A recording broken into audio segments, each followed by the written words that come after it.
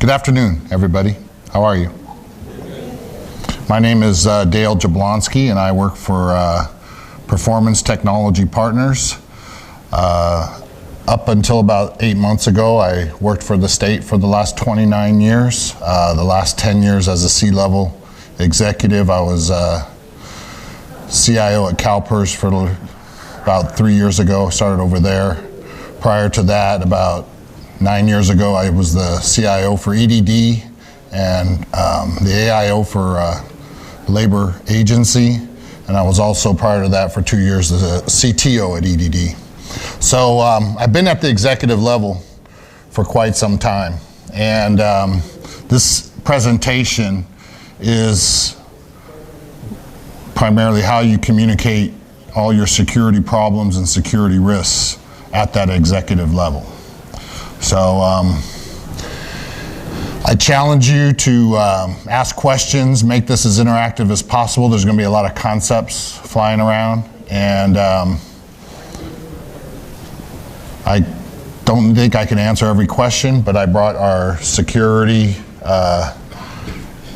head at PTP, Ron Hamilton, is here. This is Ron. So if I can't answer it, I can guarantee you that he will answer it.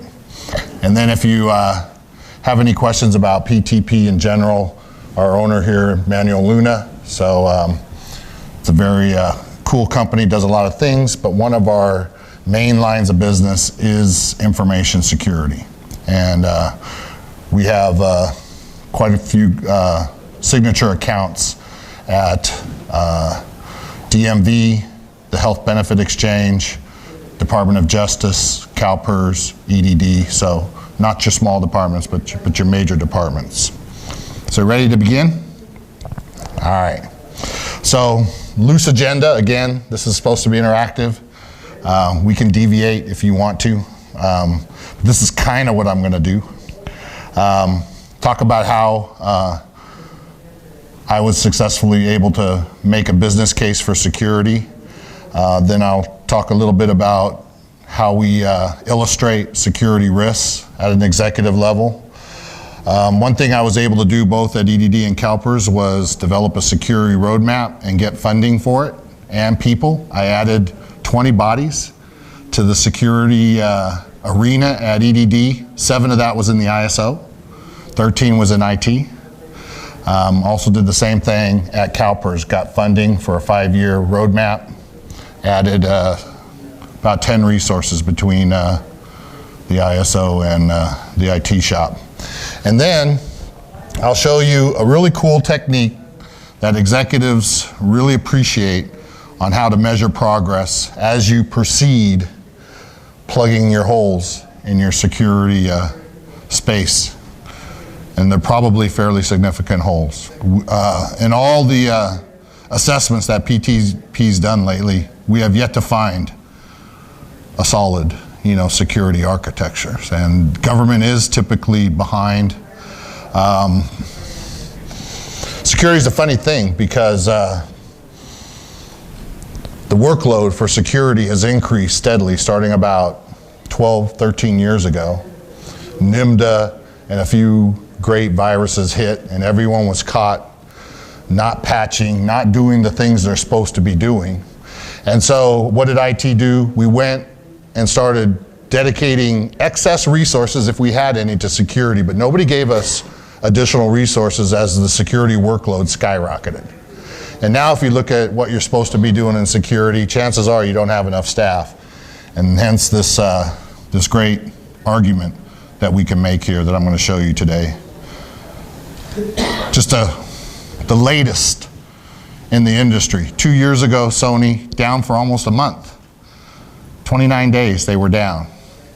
That's a long time for a Fortune 500 company that relies on the web for all their gaming and a lot of things. They lost 170 million in hard currency, but that loss of market share as gamers flocked to Xbox and other companies that were still up was enormous. Enormous loss in market share. Last year, about a year ago in October, South Carolina Department of Revenue was hacked. Both the director and the CIO lost their jobs. Tremendous amount of personal data was compromised. And then last week, so let's say 2 years ago, last week, Adobe hacked. We don't know the impact yet. They are a publicly traded company, so we will learn. They have to tell us what exactly happened. But it was just a week ago. We do know that almost 3 million personally identifiable information. So it doesn't just have to be social security number now. It could be any combination of name, address, and other things that identify you that hackers can take advantage and steal your money. So what is the hacking community? A lot of it is hobbyists, teenagers, people that aren't necessarily out for monetary gain, just out to make a name for themselves. But you do have enormous organized crime gangs. So a lot of them are not on this soil. There's a criminal element because there's billions of dollars being stolen. Several times over the last few years, my bank has called me and asked me if I was in Latvia and why I was charging up a storm. Now they covered it, but it's a tremendous amount of drain on the banks. Chances are there was a Trojan somewhere or a keylogger got to the personal information and was able to forge and replicate credit card or payment card information. What's also happening is not just cybercrime, but cyber terrorism. The federal government is the #1 target. But I was at a presentation 2 weeks ago at Intel, and McAfee was there now that they're an Intel company. And their #1 security guy was speaking, and he's saying that they're starting to go after other governments because the federal government has done so much to protect themselves. And they believe that New York is the #1 state target because it's the financial capital, but that California is #2. So are you ready? California is the world's 8th largest economy. We just passed Russia. We're coming back. But they're out there to disrupt economic activity. And so we have a profile as being the world's 8th largest economy for major disruption. And the other thing that they're doing quite a bit, and it's plagued the state quite a bit lately, is denial of services or distributed denial of services. So if you're a state agency or a government entity that still utilizes SSN as your primary key to all your databases, your burden to protect that data is extremely high. It's probably the highest it should be.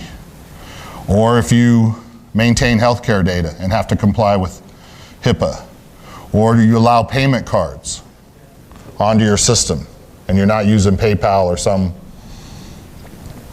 if you're doing it yourself. If you're maintaining any personally identifiable data, even your own HR systems cause you to raise your bar for what your security obligation is. And if you do have any of that, you have an obligation to comply with NIST-FISMA, with HIPAA if there's healthcare data, and if you're using payment cards with PCI DSS. So do you have all of those controls in place? And there's quite a few. This is just a recent look of all the HIPAA violations that are occurring. With HIPAA, you have to implement administrative safeguards, physical safeguards, and technical safeguards. It's not all just technology. And you can see that, is that bottom vector, man? I'm blind today. Data physically stolen is the largest breach of private data. Then there's not just what are you doing today, but what are you planning to do? Are you planning to close your Borders style offices and go to Amazon? Start to move all your services to the web? Are you going to let your constituents interact with their confidential and private data on the web? In other words, are you going to allow online banking versus forcing people to come into a teller? Because if you are, that's further obligation you have to protect your assets. Are you going to allow your internal staff to work from home? Are you going to move any data or applications to the cloud? All of these things increase your security obligation.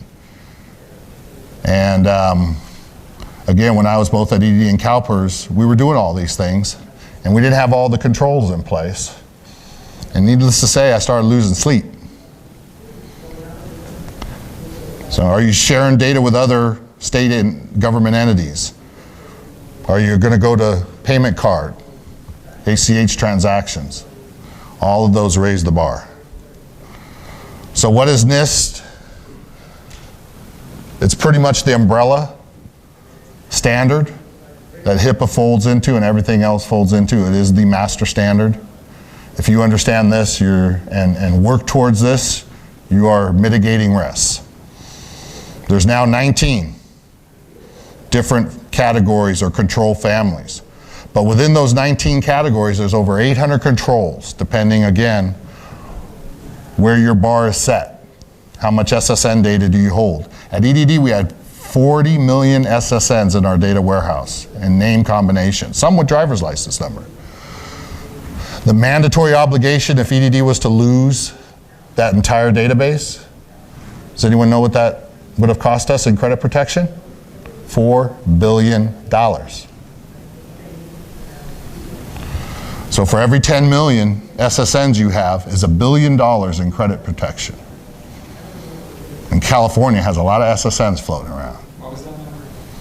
For every 10 million SSNs, you have $1 billion in credit obligation because you have to fork out $100 for 2 years protection via Equinox and those companies. So what is it when you conduct an assessment to just see what your current risk situation is, what your current security situation is? First, you have to look at your as-is environment. What are you doing today? You utilize the security categories to measure against, and that is a very objective measurement. It's either you're doing the controls or you're not doing the controls. There's not a lot of subjectivity there. The controls should be observable. Some of them are policy and procedure, some of them are technology. And then we produce a gap analysis based on how many of the controls are missing. Not every control is equal. And some controls mitigate other controls. So if you hire a really good security company like PTP, we can help you with that assessment. Our experience has been that most public sector entities have tremendous security gaps. Tremendous. So at EDD, we devised a 5-year roadmap to plug those gaps, and we got $25 million over those 5 years. At CalPERS, we developed a 5-year roadmap. The executives didn't like it. They wanted it condensed, and it was $30 million. So CIOs and directors should be extremely concerned about these levels of security gaps. And what I did is I made sure that I published the gaps to the director in an email, and then I reminded him that that was discoverable. And now the risk I was transferring to him because I needed the money to mediate the gap. Immediately forked over money. So, what do you do when you have a big gap? You start executing on security projects. This is sort of the universe of security projects that you would have to execute. And you possibly couldn't do this all in 1 year, or maybe even 2 or 3. It is a lot of work to mitigate the gaps. And based on your own individual situation of what you've done to date, because chances are you've done some of it, just not all of it, is where your risk posture is. And you would attack this in some kind of order based on risk, and I'll talk about that in a few moments. So some of the things at the bottom are a lot of policy and process. The top 5 categories are a lot of technology. So this presentation is about risk and using risk principles as a way to justify your security roadmap. So risk is not foreign if you're a project manager. Project Management Institute says you need to manage risk on a day-to-day basis to make sure your project doesn't go off the rails. But a lot of times in the security space, this will be the first time people are dealing with the risk methodology. So you use it to identify, assess, and prioritize. You can't solve all your problems at once, so you got to attack it in a more gradual economic way. It has to be coordinated. The risks with the greatest impact or loss of data, loss of privacy, and the greatest probability of occurring are handled first. And then risks with lower probability of occurrence and lower impact are handled in a descending order. Does that make sense? So, and then as you start applying the NIST controls, you start realizing that in absence of controls, there's inherent risk. And as you apply the controls, you're left with residual risk. And they're different and they mean different things. And residual risk is better because it shows that you're doing something and you're moving the bar in terms of what your gaps are and what your risk is. What is risk intelligence? This is where management really embraces risk at an organizational level. It's not just the IT guys doing it, it's everybody participating in governing risk. So, as you gain experience, you utilize that experience better to calculate the probabilities. So it's no longer guessing, it's a little bit more precision than that. The entire organization is thinking holistically. Now when I got to CalPERS, it was an interesting time in 2010. We just lost $80 billion in the recession. And that was your money, by the way, so my money. Big chunk of our portfolio, about a quarter. And you can argue about Wall Street not being governed properly and all that kind of stuff, but the reality was, they invested too much in real estate and Wall Street, and they weren't managing risk correctly. Plus pensions were going up, healthcare costs were going up. We were implementing a $580 million system and it wasn't looking good at that time. So risk was all over CalPERS. So they decided to attack risk intelligence, and they brought in consultants and we all learned what it would take to become risk intelligent as an organization.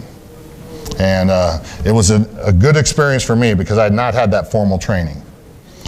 And the first thing we had to do is come up with a common lexicon for all these terms and a common risk language so we all knew what we were talking about, because without that it means different things to different people and you're not connecting. But the best thing about it is you start making decisions on risk, and you're looking off to the future, you're alleviating threats, but you're also in a position to capitalize on new opportunities and create lasting value. So that's what risk intelligence brings, and it's something that if you're an IT executive, you can certainly champion that, but if you're a business executive, you should champion it. Government hasn't had a tradition of risk intelligence.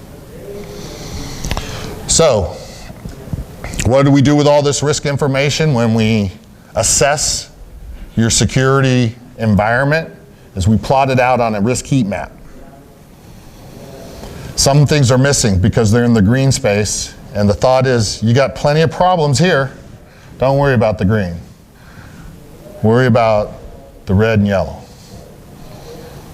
So This is typically what we find in an organization in terms of the gaps and where those gaps measure on a risk heat map. So I think this is only about 14 of the 19 controls. So then the next thing is to develop this roadmap so you can use it as a way to not only gain approval to proceed, but to go get investment dollars, for your security program, should you need it. The roadmap should be over a 5-year horizon, but all the precision in your forecasting is in years 1 and 2. And you still plot out years 3, 4, and 5, but you warn everybody that there's a level of precision that's absent there. And then you have the right every year after you complete a year to recalibrate the next 2 years, which would be 2 and 3, right? But you call them 1 and 2 again because you're done with year 1. So you're always going for precision on years 1 and 2, year after year. You use risk intelligence to prioritize the sequencing of those projects. Excuse me. And then for each budget year, which is the out year in state lingo, the future, you're able to justify the funding for products and services, one-time funding, as well as funding for ongoing sustainability. Because if you're implementing DLP for the first time, DLP does not sustain itself. VPN does not sustain itself. They have tremendous ROI and tremendous return on value, because sometimes security risks don't have an ROI, but they have a return on value. And that means you should still do it, but you have to be honest about the upfront money it's going to take. So there are net new security services if your gaps are big. And then it's important to clarify which security projects can be done within your baseline and doesn't require new money. For example, you might be doing patching fairly manually, and you might already own a tool. I found out when I got to CalPERS, we already owned a patching tool. So I'm like, why don't we implement this? And they're like, oh, we're too busy patching. And I'm like, well, if we implement it, we could patch automatically, like press a button. And now you can free up resources. So we found the capacity within our own resources to do that. And so we didn't have to go ask for money for that. And we got ROI out of it. We were able to redirect. Then they made us lay off all our students, and we were right back where we started from. So, risk posture.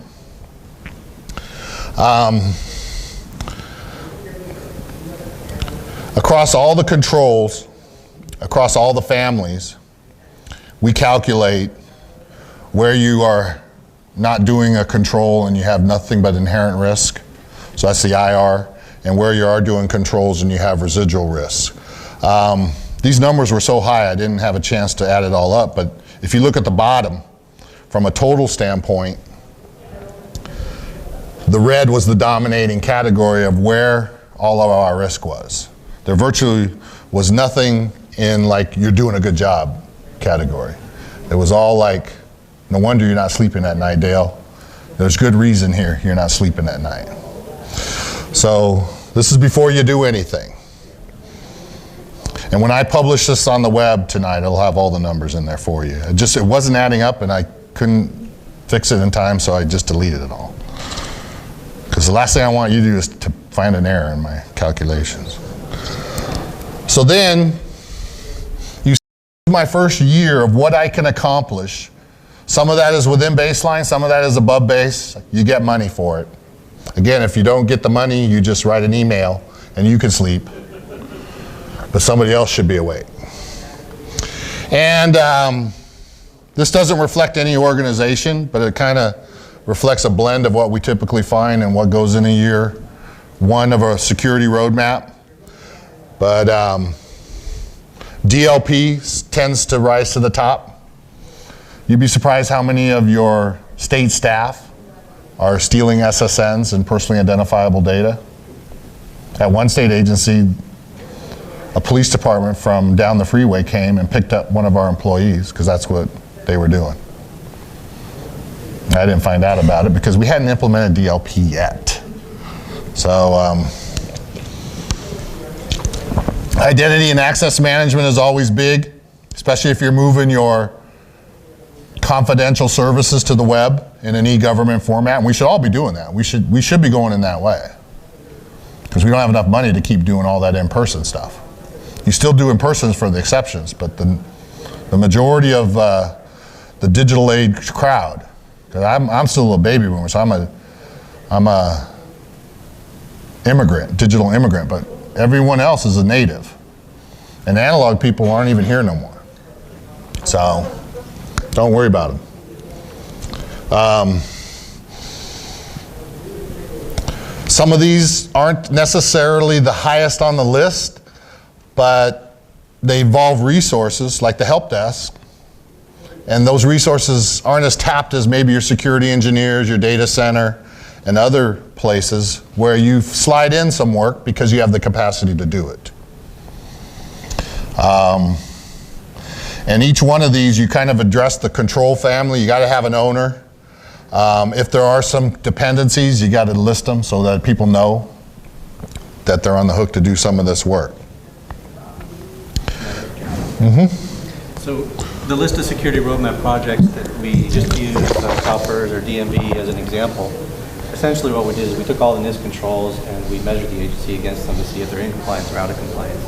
And then we took each one of those individual controls that were out of compliance and rolled them up into these larger projects that would address every control that was out of compliance. And as Dale mentioned with DLP, one of the reasons it rose to the top is there are literally over 100 controls that DLP will address and move you into compliance with. And the rankings that we gave our clients were based on cost, level of effort, the risk rating, the number of controls that it addresses, and the readiness of that particular agency to undertake that project in terms of skill sets and talent and budget and that sort of thing. And all of these factored into a weighted scale to assign priority to every project that we came up with to address every gap in the gap analysis. Just sort of the background and how we came up with the list of projects. There's a lot of science involved. So then you finish year one and you show your executives what has happened. Some of the red is gone. More yellow starts appearing. And oops.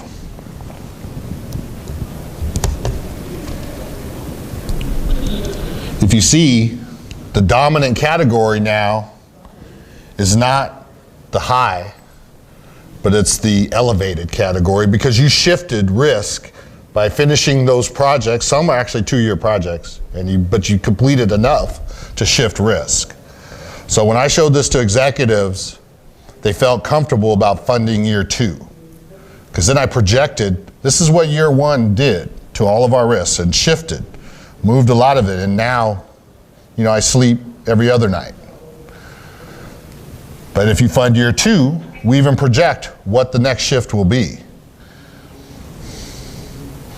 And then we measure it in actuality to see if we were good at projecting. Now, like project management, you're not always good until you get a few iterations under your belt. So year 2 looks something like this, as an example. In some cases, you're still doing work you started in year 1, like SIEM. It's such a big beast. That's where you centralize all your logging for the purposes of looking for internal fraud or abuse. And if you have a lot of systems that you should be logging and managing all those logs and proactively looking for patterns of abuse, that's not usually accomplishable in 1 year. Same thing with identity and access management. But then as you do finish some of those other projects, you have room for other projects. And again, we were able to specify what we could do within base and then what we needed above base. And we were able to get the money at both EDD and CalPERS. But you got to have this data, and it has to be at a management level because they're the ones that are going to unleash the money. Techies don't have any money. It's the executives.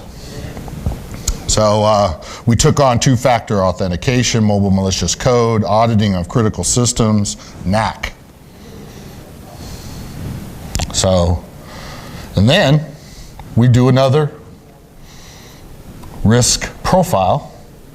Where's your posture now? And as you can see, another shift has occurred. You haven't eliminated all the highs and all the elevateds, but guess what?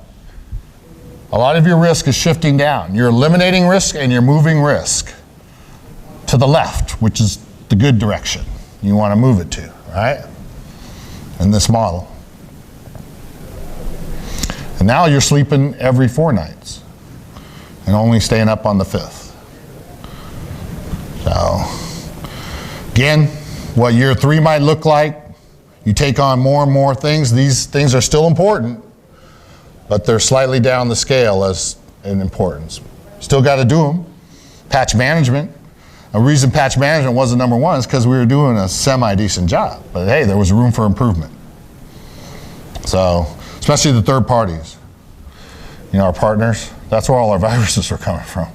It's like, and it was the counties and cities, they didn't patch. So we had to protect ourselves from them. So what you end up with is if you keep funding us in the future, we will look something like this. And as you can see, almost no more highs. Very few elevated, and everything's in caution and guarded. Now you never get rid of this, it's an ongoing program. The hackers are always thinking of new ways to break in, but at least you have a program now, and I have another slide here that kind of shows you how this all plays out. So you're mitigating your highest risk always. The landscape continues to change and evolve, but you're improving your posture. And as you get through the first 5 years, you're into a proactive and optimized mode. Some of your funding can probably go down unless the hacker community is extra active or you keep changing your risk profile. You know, all of a sudden you let the public roam through your building with their own wireless devices. You know, and then all of a sudden you're something changes as you do different things with your business model. So it doesn't end. But executives like to see that there might be some drop in funding at some point. They appreciate that. So we believe a safe target to get you through the majority of this, because this is a forklift kind of operation to establish all this stuff. If you have something, chances are there's a better product to improve it. If you don't have it, you're installing something for the first time. That's a lot of one-time work. So, but you still have to sustain it. So in some cases, we adopted a suite of products rather than a bunch of point products because the sustainability model was so much better. Did it do everything the point products did? I did 80%. But if you can't upgrade a point product, guess what? You're not at 80% anyway. As you let that stuff age, and you know, integrating and reintegrating a bunch of point products is a lot of work. With the suite, you get some of that integration out of the box. So, in conclusion, how am I doing on time? Oh. So you need to fully assess your information security environment using this FISMA as your benchmark. You need to understand then, based on that assessment, where all your gaps are.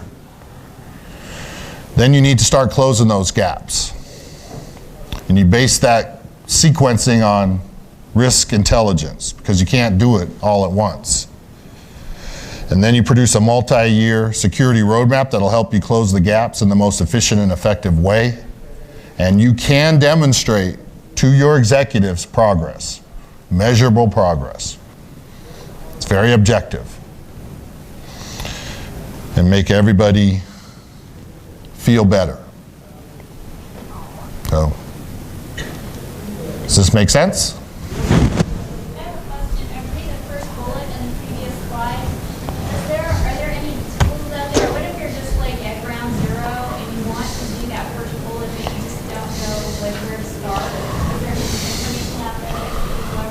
assessing yourself against NIST? Yeah. Yes, NIST themselves publish a methodology. Unfortunately, it's down right now. You can't. But if you drop Dale an email, we have all of those NIST documents archived. And if you're having trouble finding them, it's really hard right now to get them because NIST is a little persnickety about people republishing their documents. But we do have most of them archived. If you're having trouble getting it, who knows when they'll open back up. But 853 is the criteria that we recommend you measure yourself against, and the methodology for measuring yourself is 800.26. I was just going to mention that you need to determine what the impact level is overall.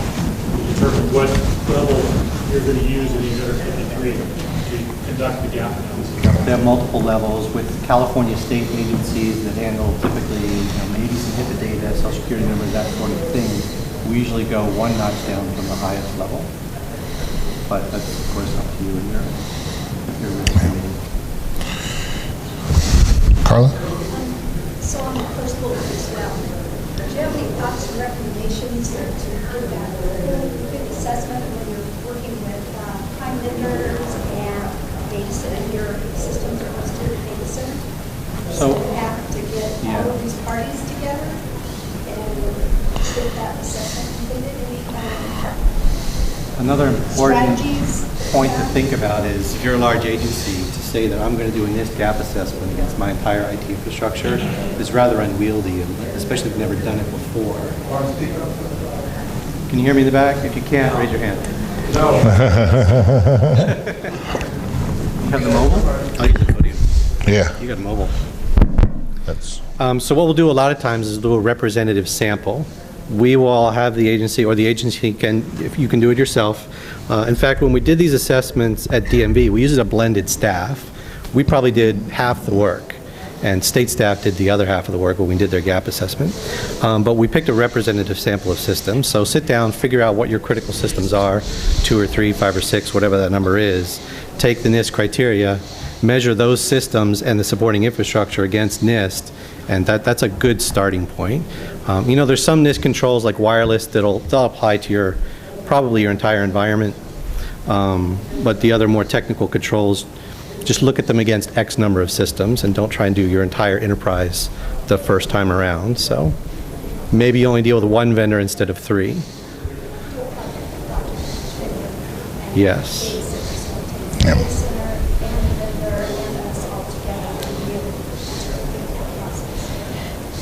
Yes, they can take up to a year. Yeah, our DMV gap assessment was, I think it was pretty close to a year. I think we squeaked in at about 10 or 11 months on our 1-year contract. I mean, your alternative is to, not do it. That's certainly what South Carolina DOR chose to do. Yeah. So I recommend you do it because at least you can transfer risks to your executives at that point. CalPERS still talks about that to this thing. We're doing the refresh right now at CalPERS. We're reprioritizing all the roadmap projects at CalPERS. The board still talks about the fact that they're very conscious that they now own the risk because we told them what it is. That carried a lot of weight with them. Yes. I just want to mention that the California National Guard has offered to do risk assessments.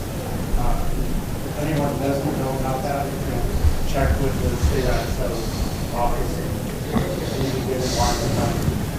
10 to 12 for agencies that they're doing it. And I'll do it for free. Yeah, well, essentially, at their expenses, like if you have to help them traveling, or someone for a couple weeks, like these reimbursed. We're still working through the agreement phase. And the military has had to do this a long time. If you look at the benchmark, DOD and anyone associated with DOD is out there. That's where Ron came from. It's required, 853 is mandatory for federal. So. Agencies who get federal data are held. Exactly.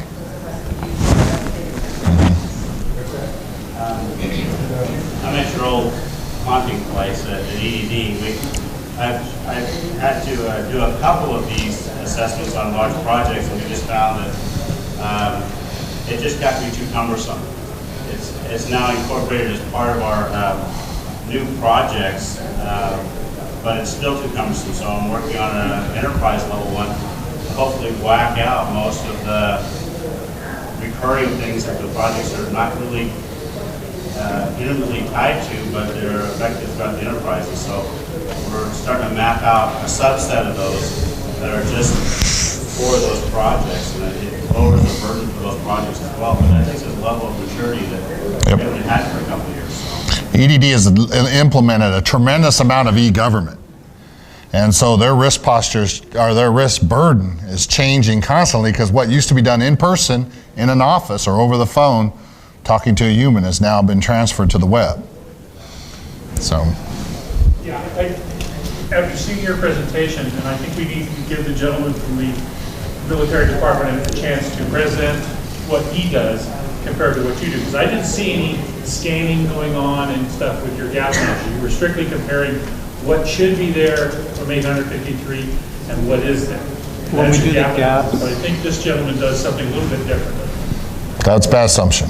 What he's referring to is vulnerability assessments, where we'll scan systems and generate reports of what's there. Yes, I am from the California National Guard, and we are a mix of federal and state. So we are assisting state agencies. We are not certification and accreditation, but we will look at the systems that you want us to look at, and we will compare them against the 853. As the gentleman at the front said, that is a significant undertaking.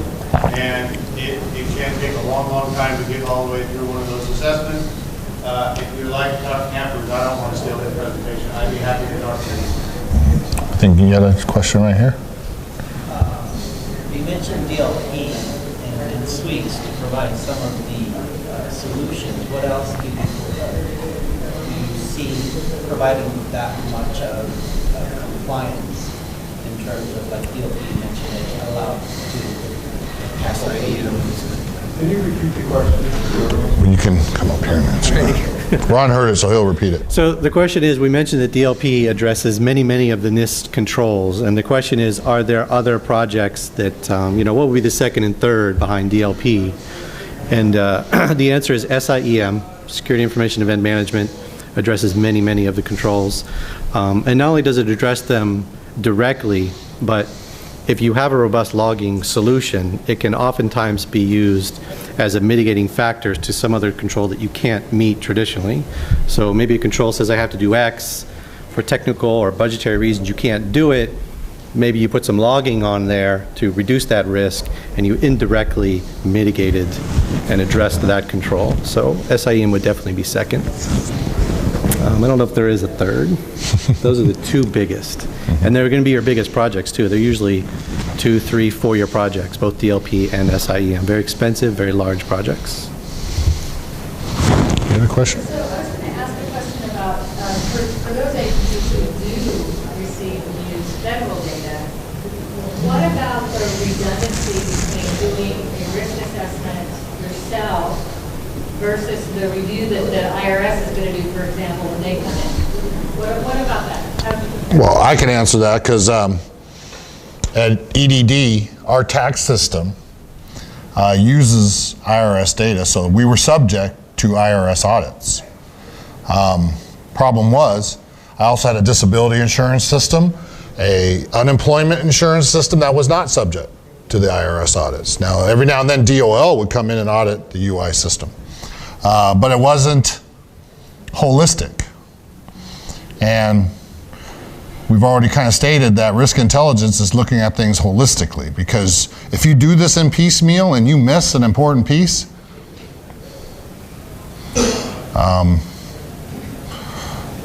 the legislature won't care that you did it in piecemeal. Other people won't care. So it all comes down to, how much risk are you willing to take?